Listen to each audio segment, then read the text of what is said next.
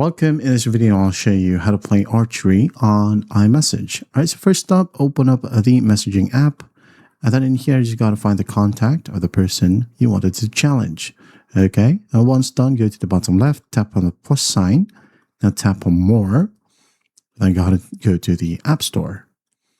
As we are going to need to install a launcher. So go ahead and go to the search bar here and type down Game Pigeon. Okay, this one. So go ahead and tap on Get, install it, and once that's installed, go ahead and go back to your messaging app, and again, find the contact. Now tap on the plus sign, tap on More.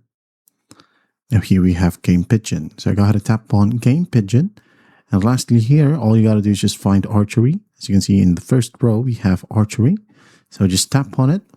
Now again, just tap on Send. And when you go ahead and tap on Play, the person or your opponent should go ahead and join so that you'll be able to start the game. And that's how easy it is to play archery on iMessage. I hope this video helps, and I'll see you in the next one.